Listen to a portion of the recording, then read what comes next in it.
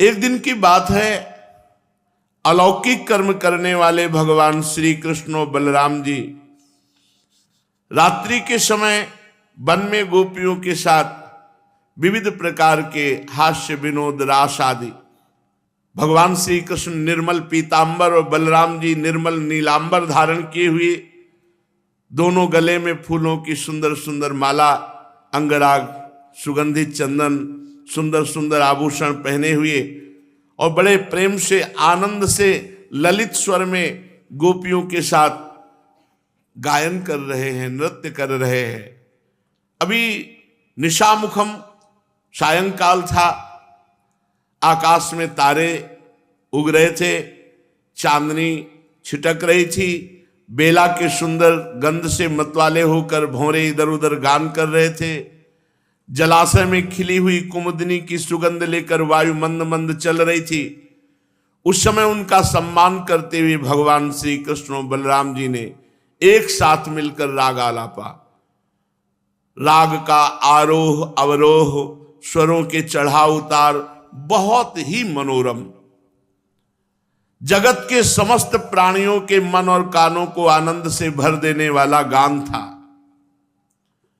प्रभु का वो गान सुनकर गोपियां प्रेम व्यथित हो गई। परीक्षित, गोपियों को अपने शरीर की सुधि न रही। जिस समय बलराम और भगवान श्री कृष्ण दोनों भाई इस प्रकार स्वच्छंद गान नृत्य आदि कर रहे थे, उन्मत्त की भांति गा रहे थे, उसी समय कुबेर का एक अनुचर यक्ष जिसका नाम शंखचूड़ था, वो प्रेम बेसुध गोपियों को चुरा ले गया, भाग गया लेकर के।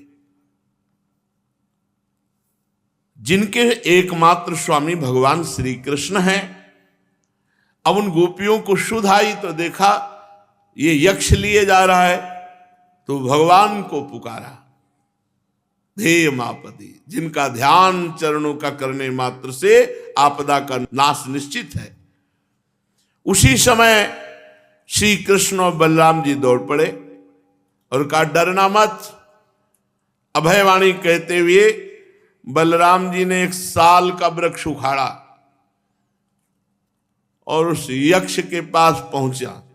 यक्ष ने देखा कि काल और मृत्यु के समान श्री कृष्ण और बलराम मेरे पास आ गए। वो मूड घबरा गया, गोपियों को तो वहीं छोड़ दिया, प्राण बचाने के लिए भागा। तब बलराम जी तो गोपियों की रक्षा के लिए वहीं खड़े हो गए और जहां वो भाग करके जाने की कोशिश करता, वहीं भगवान श्री कृष्ण ने दौड़कर पकड़ लिया और एक घूंसा उस दुष्ट के सर पर मारा। चूड़ामणि के साथ उसका सर एक ही घूंसे से पिस गया। भगवान श्री कृष्ण शंखचूड़ को मारकर वो मणि लेकर के आए और वो मणि बलराम जी को दे दी और समस्त गोपिकाओं को सुख पहुंचाया। परीक्षित, भगवान श्री कृष्ण के गौओं के चराने के लिए प्रतिदिन वन में चले जाने पर उनके साथ गोपियों का चित्त भी चला जाता था। गोपियों का मन श्री कृष्ण का चिंतन करता रहता। गोपियों की वाणी श्री कृष्ण की लीलाओं का गान करती रहती। बड़ी कठिनाई से दिन व्यतीत करती। गोपियां आपस में कहती, बाम बाहु कृत बाम कपोलो वल्गित भूरधरार्पित वेणुम कोमलांगुलिभिराश्रित मार्गम गोप्य ईरयति यत्र मुकुंदः व्योमयान वनिता सा सिद्धैर् विस्मितास्तदुपधार्य सलज्जा काम मार्ग गण समर्पित चित्ता कश्मलम ययुरपस्मृत निव्यः। अरे सखी, अपने प्रेमी जनों को प्रेम वितरण करने वाले और द्वेष करने वालों को मोक्ष प्रदान कर देने वाले श्याम सुंदर नटनागर जब अपने बाएं कपोल को बाईं बाह की ओर लटका देते हैं और अपनी भौहें नचाते हुए बांसुरी को अधरों से लगाते हैं, तब अपनी सुकुमार अंगुलियों को उसके छेदों पर फिराते हुए मधुर तान छेड़ते हैं। उस समय क्या होता है कि सिद्ध पत्नियां, देवियां ये आकाश में अपने पति सिद्ध गणों के साथ विमानों पर आ जाती हैं और उस वंशी की तान को सुनकर अत्यंत ही चकित तथा विस्मित हो जाती हैं। पहले तो उन्हें अपने पतियों के साथ रहने पर भी चित्त की ये दशा देखकर लज्जा मालूम होती, परंतु क्षण में ही उनका चित्त वंशी की ध्वनि सुनकर प्रेम बाण से बिंध जाता है और वो विवश अचेत हो जाती है। उन्हें इस बात की भी सुधि नहीं रहती कि उनका वस्त्र कहां खिसक गया, आभूषण कहां गिर गए। अरे सखी, तुम आश्चर्य की बात तो सुनो। हंत चित्रमबला शृणुतेदं हारहास उरसी स्थिर विद्युत नंद सूनुरय मार्त जनानाम नर्मदो यर्हि कूजित वेणु वृंद सो ब्रज वृषा मृग गावो वेणुवाद्यहत चेतस आरात दंत दष्ट कवलाधृत कर्णा निद्रिता लिखित चित्र मिवासन। अरे सखी, तुम आश्चर्य की बात सुनो। ये नंद नंदन ऐसे दिन व्यतीत करती हैं गोपियां, आपस में बैठकर भगवान की रूप माधुरी, गुण माधुरी, महिमा का वर्णन करती हुई। अरे गोपियों, तुम ये आश्चर्य की बात सुनो। ये नंद नंदन कितने सुंदर हैं। पहली ने कहा, जब बाम कपोल को बाम भुजा की तरफ झुकाकर अधरों पर वंशी विराजमान करके तिरछी चितवन से व्योम में विराजमान सिद्धों की पत्नियां और सिद्ध ये प्रेम विकल हो जाते हैं। दूसरी कहती है, नंद नंदन कितने सुंदर, जब हंसते हैं ना खुल के, तब हास्य रेखाएं हार का रूप धारण कर लेती, शुभ्र मोती सी चमकने लगती। अरे सखी, उनके वक्षा स्थल पर लहराते हुए हार में हास्य की किरणें चमकने लगती हैं। उनके वक्षा स्थल पर श्रीवत्स की सुनहली रेखा जो है ना, वो लक्ष्मी जी है। वो तो ऐसी जान पड़ती मानो श्याम मेघ पर बिजली विराजमान हो स्थिर रूप से। कितने करुणामय हैं हमारे श्याम सुंदर। वे जब दुखी जनों को सुख देने के लिए विरहियों के मृतक शरीर में प्राणों का संचार करने के लिए बांसुरी बजाते हैं, तब ब्रज के झुंड बैल, गौवें और हरिण उनके पास ही दौड़ाते हैं। केवल आते ही नहीं सखी, दांतों से चबाया हुआ घास का ग्रास उनके मुंह में ज्यों का त्यों ऐसा पड़ा रहता, ना वो निगल पाते, ना उगल पाते और ना चबा पाते हैं। दोनों कान खड़े करके स्थिर भाव से केवल वंशी की ध्वनि का पान करते हैं और ऐसे लगते हैं मानो भीत पर लिखे हुए चित्र हों। उनकी ऐसी दशा होना स्वाभाविक है, क्योंकि श्याम सुंदर की बांसुरी की तान का प्रभाव ऐसा है जो उनके चित्त को चुरा लिया। हे सखी, जब ये नंद के लाडले लाल अपने सिर पर मोर पंख का मुकुट बांध लेते हैं, घुंघराली अलकों में फूल के गुच्छे खोस लेते हैं, बरहिण स्तबक धातु पलासैर बद्ध मल्ल परिबर्ह विडंबा करहि चित सबल आलिस गोपैर गाह समाव्यति यत्र मुकुंदः तर्हि भग्न गतया सरितो वै तत्पदाम्बुज रजो नील नीतम स्पृहयतिर्वय मिवा बहु पुण्या प्रेम वेपित भुजा स्तमितापः अनुचरै समनु वर्णित वीर्य आदि पुरुष इवाचल भूति बनचरो गिरि तटेषु चरन्तिर वेणुनाभयति गाह सयदाही। जब ये नंद के लाडले लाल अपने सिर पर मोर पंख का मुकुट बांध लेते हैं, घुंघराली अलकों में फूल के गुच्छे खोस लेते हैं, रंगीन धातुओं से अपना अंग अंग रंग लेते हैं, नए नए पल्लवों से ऐसा वेश सजाते हैं जैसे कोई बहुत बड़ा पहलवान हो, और फिर बलराम जी तथा ग्वाल बालों के साथ बांसुरी में जिस गाय का नाम लेकर पुकारते, रभाती हुई वो भागती हुई आ जाती है। प्यारी सखियों, जब ये बंशी बजाते हैं तो नदियों की गति रुक जाती है।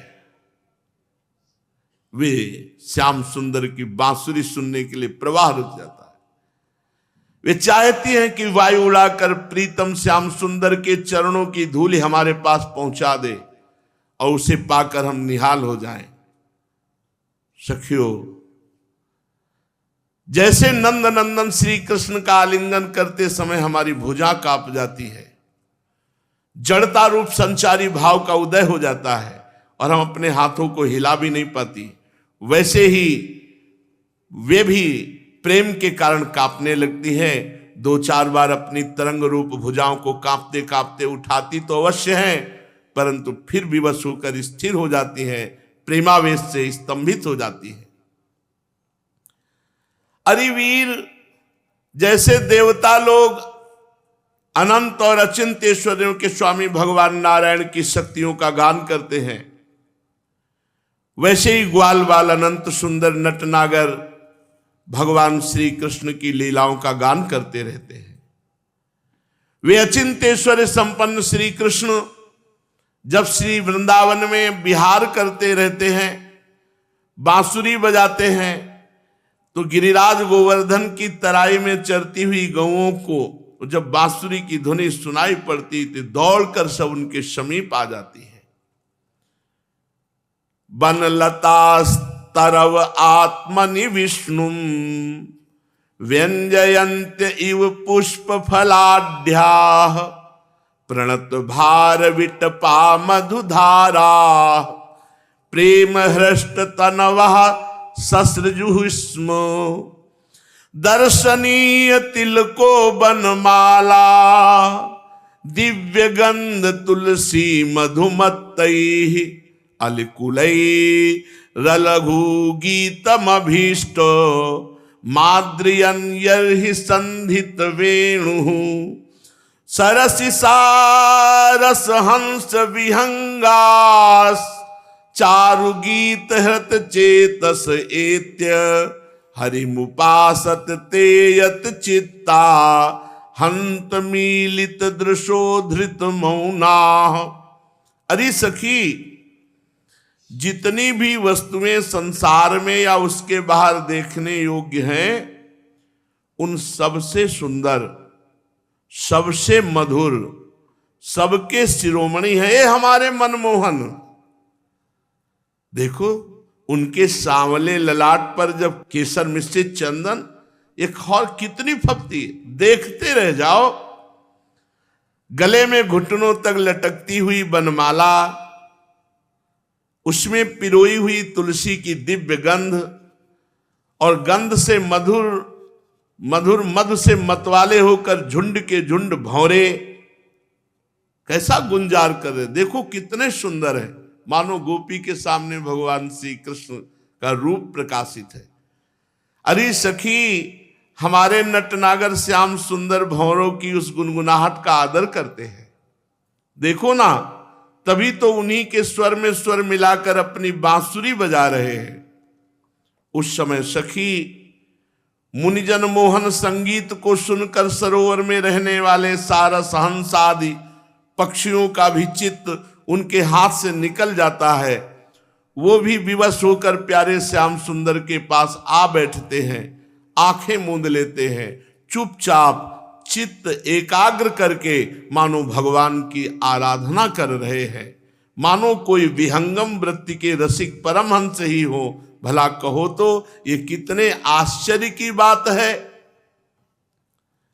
अरे सखी, ये हमारे श्याम सुंदर जब पुष्पों के कुंडल बनाकर कानों में धारण कर लेते हैं, सहबलहा सृगवतंस विलासा शानुसुचित भृतो ब्रज देव्या हर्षयन् यर्हि वेणुरवेण जात हर्ष उपरंभति विश्वम महदति क्रमण संकित चेता मंद मंद मनुगर्जति मेघा सुहृदमभ्यवर्षत सुमनोभिस छायया च विदधत प्रतपत्रम। ये हमारे श्याम सुंदर जब पुष्पों के कुंडल बनाकर अपने कानों में धारण करते हैं और बलराम जी के साथ गिरिराज जी के शिखरों पर खड़े होकर संपूर्ण विश्व को आनंदित करते हुए बांसुरी बजाते हैं। बांसुरी क्या बजाते हैं, आनंद में भरकर उसकी ध्वनि के द्वारा सारे विश्व का आलिंगन करने लगते हैं। हे सखी, उस समय श्याम मेघ बांसुरी की तान के साथ मंद मंद गरजने लगते हैं। मंद मंद क्योंकि उनके चित्त में इस बात की शंका बनी रहती कि कहीं मैं जोर से गर्जना कर उठूं और वो कहीं बांसुरी के तान के विपरीत पड़ जाए, उसमें बेसुरापन ले आए तो मुझसे भगवान श्री कृष्ण का अपराध बन जाएगा। सखी, वो इतना ही नहीं करते, वो जब देखते कि हमारे सखा घनश्याम को धूप लग रही है तब वो उनके ऊपर आकर छाया कर लेते हैं, उनका छत्र बन जाते हैं बादल। अरे वीर, और सुनो, इतना ही नहीं, वो प्रसन्न होकर बड़े प्रेम से उनके ऊपर अपना जीवन ही न्यौछावर कर देते हैं। नन्ही नन्ही फुइयों के रूप में ऐसा बरसने लगते हैं मानो दिव्य पुष्पों की वर्षा कर रहे हों। कभी कभी बादलों की ओट में छिपकर देवता लोग भी पुष्प वर्षा कर जाया करते हैं। विविध गोप चरणे सुविदग्धो वेणुवाद्य उरुधा निज शिक्षा तव श्रुता सती यदाधर बिंबे दत्त वेणुरनयत स्वर जाति। कोई सखी कहती, यशोदा जी, तुम्हारे सुंदर कुंवर ग्वाल बालों के साथ खेल खेलने में बड़े निपुण हैं। रानी जी, जब तुम्हारे लाडले लाल सबके प्यारे तो हैं ही, चतुर भी हैं। देखो ना, ये बांसुरी बजाना किसने सिखाया उनको? उन्होंने किसी से सीखा नहीं, अपने ही अनेकों प्रकार की राग रागिनियां निकाल ली। जब वे अपने बिंबा फल सदस्य लाल लाल अधरों पर बांसुरी रखकर ऋषभ निषाद आदि स्वरों की अनेक जातियां बजाने लगते हैं तो शवन सस्तदुपाधार्य सुरेशा शक्र सर्व परमेष्ठि पुरोगा कवय आनत कंधर चित्ता कश्मलम ययुरनिश्चित तत्वा निज पदाब्ज दलैर ध्वज वज्र नीरजांकुश विचित्र ललामयी ब्रज भुआ समयन खुरतोदम वर्ष्मधुर्य गतिरीडित वेणु ब्रजति तेन वयं सविलास वीक्षणार्पित मनोभव वेगा कुज गतिम गमिता न विदामः कश्मलेन कबरम वसनम वा। जब वो अपने अधरों पर बंसी रखकर ऋषभ निषाद आदि स्वरों की अनेक जातियां बजाने लगते हैं, उस समय बंसी की परम मोहिनी और नई तान सुनकर भगवान ब्रह्मा, देवाधिदेव भगवान शंकर और देवराज इंद्र ये बड़े बड़े देवता जो सर्वज्ञ हैं वो नहीं पहचान पाते कि अब कौन सा राग बंसी में बज रहा है, और वे इतने मोहित हो जाते हैं कि उनका चित्त तो उनके रोकने पर भी उनके हाथ से निकलकर वंशी ध्वनि में तल्लीन हो जाता है। सबका सिर झुक जाता है और वे अपनी शुद्ध बुद्ध खोकर उसी बंशी में तन्मय हो जाते हैं। अरे सखी, श्री कृष्ण के चरण कमलों में ध्वजा, वज्र, कमल, अंकुश आदि के विचित्र और सुंदर सुंदर चिन्ह हैं। जब ब्रजभूमि में गौओं के खुर से खुदी हुई रज में उनके सुकुमार चरण पड़ते हैं तो ये सारे चिन्ह उभर आते हैं। गजराज के समान मंद गति से चलते हुए अधरों पर बांसुरी विराजमान करके जब बजाते हैं तो उनकी वो वंशी ध्वनि, उनकी वो चाल, उनकी वह विलास भरी चितवन हमारे हृदय में प्रेम के मिलन की आकांक्षा, आवेग को बढ़ा देती है। हम सब गोपियां इतनी मुग्ध, इतनी मोहित हो जाती हैं कि हिल डोल तक नहीं सकती, मानो हम जड़ वृक्ष हो। हमें तो इस बात का भी पता नहीं चलता कि कौन से अंग पर कौन सा आभूषण है या वस्त्र है या नहीं है। अरे सखी, मणिधरा क्वचिदा गणयंगा मालया दयित गंध तुलस्या प्रणयिनोनुचरस्य कदांसे प्रक्षिपन भुजम गायत यत्र क्वणित वेणुरव वंचित चित्ता कृष्ण मनवसत कृष्ण गृहिण्यः गुणगणार्ण मनुगत्य हरिण्यो गोपिका इव विमुक्त गृहाशा कुंद दाम कृत कौतुक वेशो गोप गोधन व्रतो यमुनायाम नंद सूनुरन घे तव वत्सो नर्मदा प्रणयी नाम विजहार। अरे वीर, उनके गले में मणियों की माला बहुत ही भली मालूम होती है। तुलसी की मधुर गंध उन्हें बहुत प्यारी है। इसी से तुलसी की माला को तो कभी उतारते ही नहीं, सदा धारण किए रहते हैं। जब वे श्याम सुंदर उस मणियों की माला से गौओं की गिनती करते करते किसी प्रेमी सखा के गले में बांह डाल देते हैं और भाव बता बता कर बांसुरी बजाते हुए गाने लगते हैं, उस समय बजती हुई उस बांसुरी के मधुर स्वर से मोहित होकर कृष्ण सार मृगों की पत्नी हरनिया अपना चित्त उनके चरणों पर निछावर कर देती हैं। और जैसे हम गोपियां अपने घर गृहस्थी की आशा अभिलाषा को छोड़कर गुण सागर नटनागर नंद नंदन को घेरे रहती है, वैसे ही वे भी उनके पास हिरनियां दौड़ आती हैं और वहीं एकटक देखती हुई खड़ी रह जाती हैं, लौटने का नाम भी नहीं लेती। नंदरानी यशोदा जी, वास्तव में तुम बड़ी पुण्यवती हो, तभी तो तुम्हें ऐसे पुत्र मिले हैं। तुम्हारे वे लाडले लाल बड़े प्रेमी हैं, उनका चित्त बड़ा कोमल है। वे प्रेमी सखाओं की तरह तरह से हास परिहास के द्वारा सुख पहुंचाने की चेष्टा करते रहते हैं।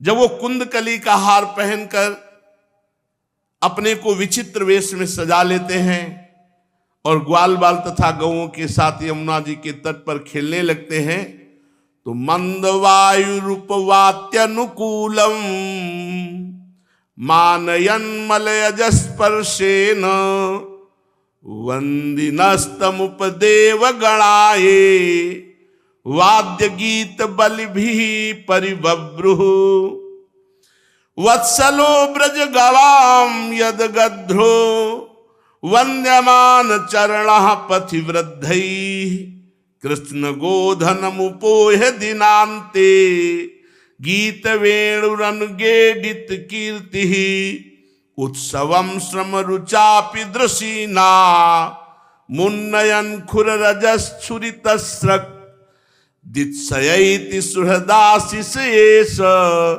देवकी जठर भूरुडुराजा।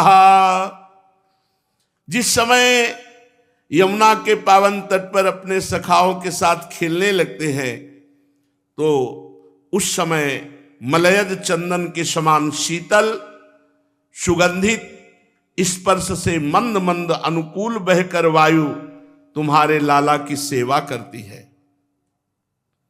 और हे यशोदा जी, गंधर्वादि उपदेवता बंदी जनों के समान गा गाकर तुम्हारे लाला को संतुष्ट करते हैं।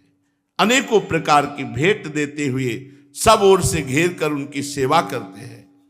अरे सखी, श्याम सुंदर ब्रज की गौओं से बड़ा प्रेम करते हैं। देखो ना, हम ब्रजवासी और गौओं के लिए उन्होंने गोवर्धन धारण किया।